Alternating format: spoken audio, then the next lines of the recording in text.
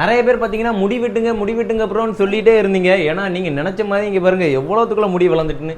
ஆனால் வந்து நிறைய பேருக்கு தெரியும் நான் ஏன் முடி வெட்டலைன்னு சொல்லிட்டு. ஏன்னா உங்கள் அக்கா வேறு ப்ரெக்னெண்ட்டாக இருக்காங்கல்ல, அதனால தான் முடி வந்து நம்ம வெட்டக்கூடாது. இது வந்து பார்த்தீங்கன்னா நான் வந்து எல்லாருமே குழந்தை பிறந்ததுக்கப்புறம் ஒரு 40 நாள் 40 நாளா ஒரு 40 நாள் கழிச்சுன்னு வச்சுக்கோங்களேன், அந்த மாதிரி தான் நம்ம வந்து மொட்டை போடுவாங்க.